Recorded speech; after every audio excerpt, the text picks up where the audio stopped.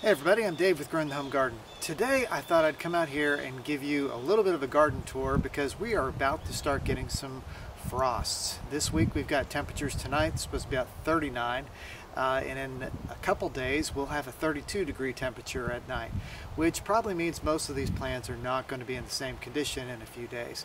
So I kind of wanted to get this out there before that frost actually happened. So there's a lot of great things that happened this year. It's been a very long road to get to this point for us. As you know, if you've watched some of our other videos, that we were at a previous location and we sold that house.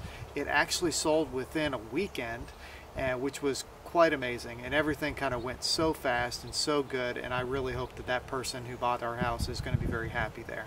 But what we've got right now is a lot of this kind of stuff. So let's go over some of what has happened this year. I'm standing or kneeling in front of a Russian sage plant. This is the long and Russian sage that I got several plants and ordered those online, and it has done amazing. It's attracted all kinds of pollinators, from the honeybees over in the hives to the native little teeny tiny bees, as well as the bumblebees. So it has done great. It smells amazing. Rabbits and deer never approach this. So it's a really good plant if you're wanting to like frame a vegetable garden with, if you want to help protect it from those kind of animals. So, and behind it, something that didn't do quite what I had planned. I'll show you that. Now this plant here is prairie dropseed, which is a native plant, and it looks great. So does this one next to it. I've actually took a division of that one that did not succeed, mostly because we had such terrible weather this year. We had a dry spell that pretty much lasted all summer long. We had about 4 inches of rain when Helene came through, but other than that, we've had like no rain since the beginning of August, which is really difficult when you're gardening. But we do have this prairie dropseed, and I've got several of them here. I'm hoping to divide them in the spring and spread them out a lot more. I've also got some seed that I'm going to grow more of them from seed and try to fill this area out with more of a ground cover, because I want to reduce the amount of mulch that we have in here. But these three have survived. They've done very well. They just got really dry, but once they were established, I didn't have to water them excessively. I did keep up with watering on them to make sure that they did survive to this point. Now this plant right here is switchgrass. Now originally I was thinking it was Northwind switchgrass, which is a beautiful plant that goes very upright, nice green colors. But this one has got a little bit more reddish than what I was expecting, and it's bushing out a little bit more, which might mean I got it mixed up with a different variety of switchgrass that I had when they were in little pots and planted them. So I may end up moving these and replacing them eventually with the Northwind switchgrass, because that's what I intended here, because I just like its form and shape better. But these have done very well, and we've got plenty of locations for them to go. Behind that is the species version of Russian sage, just another version of it, and it has done really well too. Just like the other one, it has been great for all kinds of pollinators in the garden. Now if you look right here, this big old floppy echinacea is definitely not a flop. It did amazing. What's happened now is they're going to seed, and so the seed heads are getting very heavy, and it's causing the whole plant to droop. And we're about done with this particular plant this year. It should come back fine next year. You'll note a few things about it. The flowers look amazing. This came from seed that was from another variety called Sombrero back in 2013 that I grew. I collected the seeds, saved it in a refrigerator, planted these, and started them. And they look fantastic. Now they're obviously not what Sombrero was. It was more of an orange colored one, so it kind of reverted back toward the species. One cool thing that happened this year, although maybe some people might not think it's that cool, but I did. The leaves of this plant, and you can see here how they've ended up very holy like that, ended up becoming a food source for the silvery checker spot butterfly. They were attracted by a coreopsis that was right next to it, and then used this to munch on while they were caterpillars. So I just love the fact that our garden is helping nature grow in some ways. Sometimes you don't want plants to get eaten, but other times that's part of the purpose. And it has been very attractive for all those bumblebees, and all the bees in the area have been visiting this garden a lot. So I'm really pleased with those kind of things. And as you can see from these seed heads, there is plenty of seed inside there. In a little bit, I'm going to come through and start collecting seed from these and all sorts of other plants that we have in the garden so that we can start seed fresh this winter time and, you know, kind of get our own crops of our own flowers growing here on our property. You really just can't say enough about a Rudbeckia plant. This is a Black-Eyed Susan, and it has done amazing. This was one that my mom gave me, and we brought over to our old house, planted it there, and then I transplanted some over to here. You can see it's going to seed right now, but it has been basically blooming since the beginning of summer, and it's just looked fantastic in this spot. Now here's another echinacea that's done really well. This is one I purchased this year. You can see it's going to seed right there. This is called Cheyenne Spirit. It's one of several different colored varieties of Cheyenne Spirit that they have, kind of more of a orange, reddish tint to the petals there. But it's done pretty well. It's been a lot shorter, and I don't know if that's just how they come in the first year. We'll see how it grows, but I'm going to collect seed. We'll use some of that seed and keep it separated, and we'll see what it returns as next year. And so if you want standout blooms all summer that are non-stop, lantana is a very good option. There's a lot of different colors of lantana. Most of them are annuals. Some, if you've got a more milder climate, will come back the following year. At this time of year, though, you can see they're starting to produce some seed, so you can collect that and grow again. The seed is ready when it starts to turn a blue color. There's one right there inside that you can see is starting to turn blue, or is blue. Focus that a little better for you. But it can do a lot of good in your garden. A lot of pollinators really love this thing. Powis Castle Artemisia is one of my favorite plants just for its foliage. You look at that fern-like foliage, it's a silvery gray color and it looks amazing. This plant is probably about 5 feet wide by 4 foot deep or so, and it's just filled in this spot really well. I've got to get in and get some of this nutsedge weeded out of there, but other than that, it just looks great, and it takes up a spot. You don't have to worry too much about weeds because these are easy to reach in and pull, and it does actually propagate very easily. I haven't done it yet this year, but hopefully next year when it all comes back, we'll get started in the spring doing some really nice propagation videos. Now, Coreopsis, or tick seed as it's commonly called, is a great plant for everybody to plant for pollinators. There's lots of varieties of it, and I am very fond of this type that's got the reddish centers and the yellow on the exterior of the petals. They just look really good. It has not really produced a lot of seed. This is, I believe, Uptick Bronze is the name of it, and it's performed really well. It attracted butterflies. The Gulf fritillary butterflies that we have in the area really enjoyed this plant.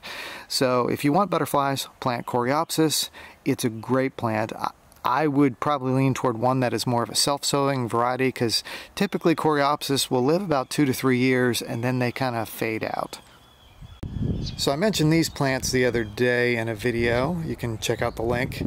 But this is pineapple sage, coleus, are 2 annual. They're treated as annual plants anyway, but they are perennial plants that can come back each year if you take cuttings and bring indoors, or if you dig up the plants themselves, you can do that and bring inside. But what's really great about these is this particular one, it attracts hummingbirds, it attracts pollinators, it attracts butterflies. It is just a great all-around plant, and as you can see, we got some busy bees working on it right now. Now this shrub is Little Henry Itea, or Virginia Sweetspire. It gets an amazing fall color, which I can only anticipate is going to happen here in a week or so once the temperatures start to arrive for fall. The cold nights will probably trigger some of that. It is deciduous. It's a native plant. It's done really well here in the front garden. These were about 1/3 of the size when I bought them. And you know, they're also very easy to propagate. You can check out the video. And for anything that I've got, that I'm talking about today in this video that I've done a video on, I'm going to have the links in the description if you want to follow those. Now, forgive the mess right now. We've got some crabgrass seed heads that have risen up around the outskirts of this catmint. But the catmint is doing really good, appropriately planted next to our little cat statue there in the back. This catmint is Walker's Low catmint, and we brought several cuttings from plants that we had at our other house, and we've had this growing for years. It is just a really reliable perennial. Now this plant here is one that I have planted several times in the past. I really like it. It's a purple homestead verbena, sometimes called homestead purple verbena. I think that's interchangeable. But it gets beautiful purple flowers. You can see some of them right here. It was covered en masse with flowers earlier this summer. It is a sprawling ground cover type verbena, and it does really well here. I do think it's important to note with it though that if you allow your plant to get overrun with weeds, this will fade away. It just cannot tough it out sometimes. So make sure you keep your area weeded. Next to it, we've got this one here with these kind of purple colored leaves. They're usually a darker purple color. This is a penstemon. And that penstemon is called Husker's Red Penstemon. It's a really nice plant. It's got white stalks of flowers that come up in the springtime. You can see some of the seeds are formed right up there. It does really well. It's best propagated through division. You can kind of take cuttings from it, but division is its primary way of making more of them. And it looks like I've got several potential divisions that I can make out of that Husker's Red Penstemon. The Autumn Joy sedum is just now starting to fade. You can see here it is beginning to start changing to seed, but it looks really good. You can see here it's shifting over. But it is just a very reliable plant, and what's really cool about these leaves, you can just pull off a leaf like this and let that kind of callus over for a day or so, put it into a sand medium, and it will start growing its own roots right down there from the bottom. So sedum is really cool to grow that way. It's a lot of fun, and that's a big leaf for an Autumn Joy sedum. So this little plant right here is pink muhly grass, or Muhlenbergia. It is a beautiful native grass that has these pink flower stalks that when planted in mass just looks fantastic. And I got it off of the discount rack at one of the local stores. This time of year, you should be checking those discount racks, because what kind of a gardener are you if you're not checking out the discount racks? But you can pick up a lot of great plants that they just don't have time for, and save a little bit of money while you're at it. But this is, I'm looking forward to this one because I actually have 3 plants in one pot that I can divide up and kind of spread out and let it grow. Now fall is a great time for mums, and this one is more of a daisy style mum called Clara Curtis. It has done really well. I got it at a plant swap many years ago in the local area, and it is just fantastic. There's another one called Sheffield Pink that does well too, and they all kind of sprawl like this. They will spread a little bit with runners under the soil, but that's okay because they're easy to pull if you need to. It does not get invasive and spread all over the place. But as you can tell, this is going to look really good once these blooms happen. Hopefully the frost doesn't get it and knock out the blooms so that we can enjoy it. And here's our Blue Arrow Juniper, which looks amazing. It's got lots of nice green foliage. I barely watered it. I got it established, and once it was established, I didn't really have to do much more to take care of it. Junipers are really tough plants. So this will grow about 15 feet tall and do a nice job of softening up this hard brick over here back behind it, and give us kind of a nice Italian cypress kind of look with something that's more native to the U.S. These are native to like the Rocky Mountain region out in the western side of the country. Now this little maple tree is a sugar maple. Sugar maples typically don't really do great much further south than we are, so we're kind of taking a little bit of a chance on letting it grow, but maple trees in general do really well here. So we're hoping this sugar maple will show up and have some great fall color in the future, and who knows, maybe we'll be able to tap it for some syrup.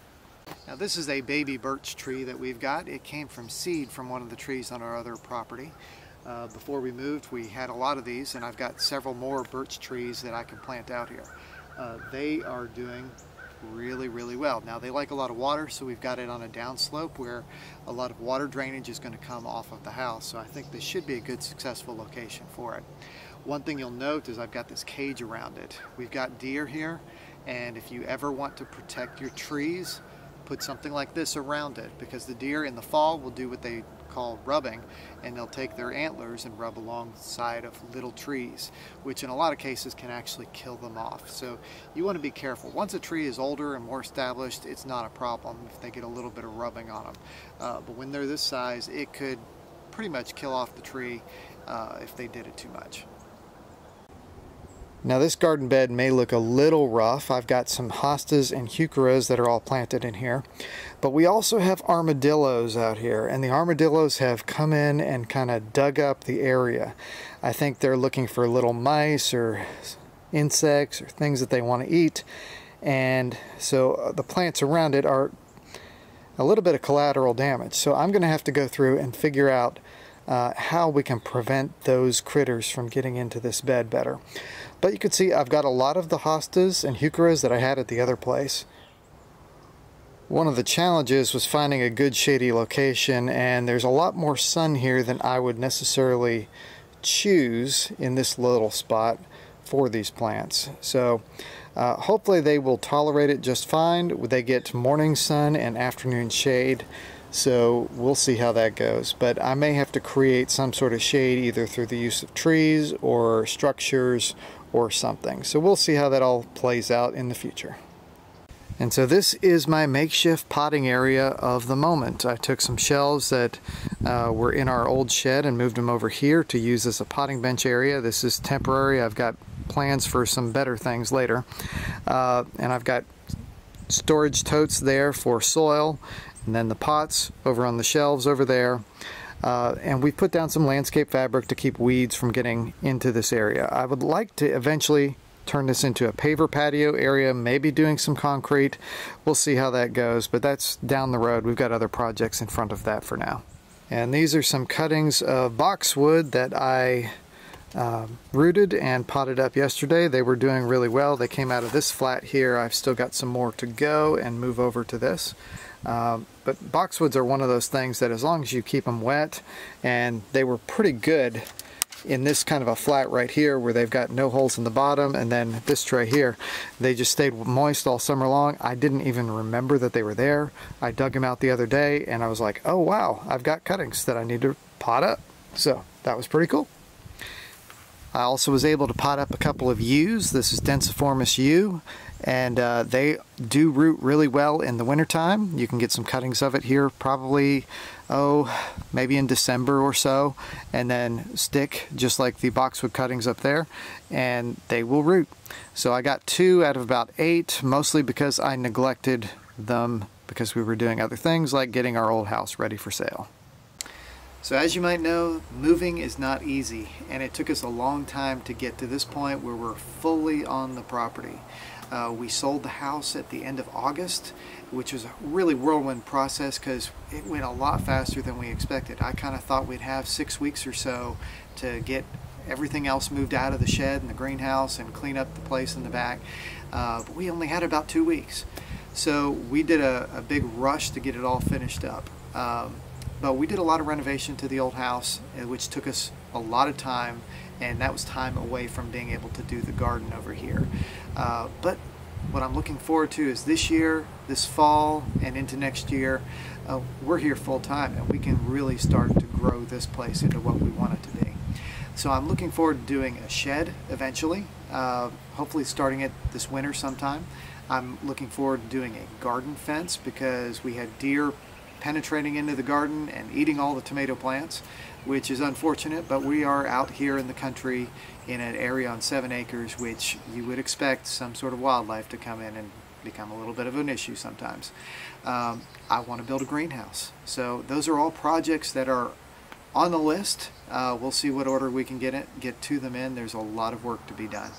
So I really appreciate you watching. I hope this was interesting. Hit the like button, subscribe if you want to follow along.